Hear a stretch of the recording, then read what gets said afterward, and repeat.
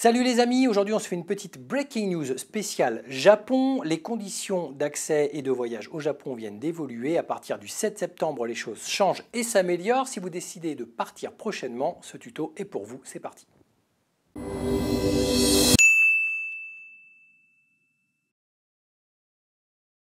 Alors, voyager au Japon a toujours été compliqué, croyez-moi, je l'ai fait plus d'une dizaine de fois. Obtenir ces petits visas, c'est parfois très sportif. Il faut se rapprocher de l'ambassade du Japon en France, faire des visas, montrer patte blanche au niveau des comptes bancaires qui doivent pouvoir soutenir l'intégralité du voyage, en tout cas de la durée du voyage. Il faut être accueilli, il faut s'organiser. Et depuis le Covid, c'était devenu un véritable cauchemar. Le Japon avait fermé ses portes, il les a rouvertes sur certaines conditions uniquement.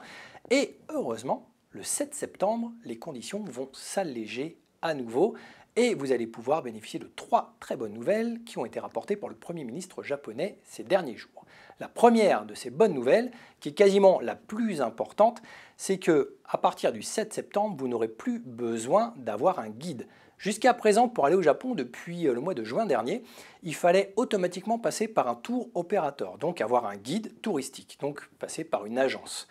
Malheureusement, ça coûte très cher et quand on a des besoins, si jamais vous venez pour pratiquer les arts martiaux, si jamais vous venez pour faire des compétitions ou pour justement faire peut-être des reportages, des choses comme ça peut s'avérer très compliqué.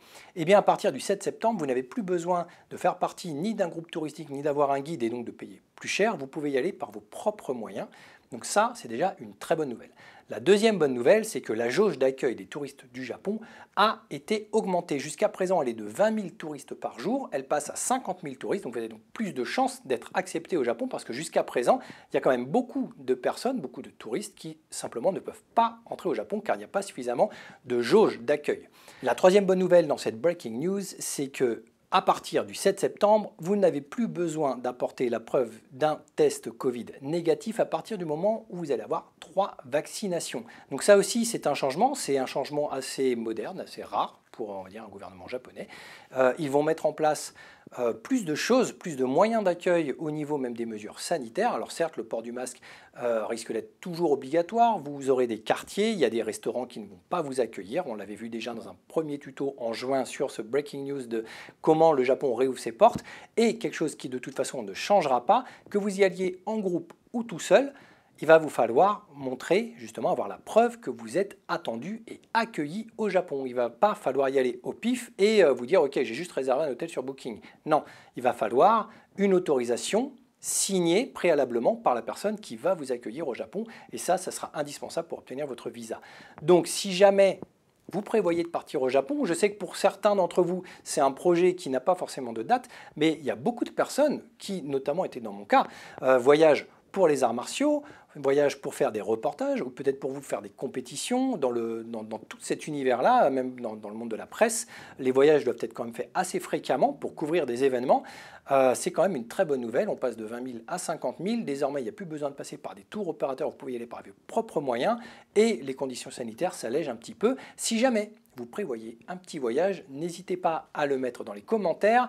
J'avais lu de toute façon quelques commentaires passés où vous me demandiez de vous faire un petit tuto sur un petit peu des astuces pour pouvoir aller au Japon, pour ne pas payer trop cher, pour pouvoir faire des vols intéressants, pour pouvoir savoir comment se déplacer, comment se loger, comment se nourrir, comment pratiquer au Japon. Je vous prépare tout cela dans les mois à venir. C'est un petit tuto que je vous prépare en tout cas pour la fin d'année. Il sera en mode triple avec pas mal de petites informations. Donc je pense que ça va vous plaire. Je vous souhaite en attendant une très très belle rentrée sportive et martiale. Pareil, mettez-moi des commentaires, dites-moi si ça se passe bien, si vous avez des projets peut-être avec votre club de partir au Japon, peut-être de faire venir des maîtres japonais, savoir comment ça se passe. Si je peux vous aider en tout cas, ce sera avec un grand plaisir. En attendant, on garde le passeport sous le coude. De toute façon, il sera utilisé dès le mois prochain. Je vous en parlerai ultérieurement. Passez une très bonne semaine. Ciao.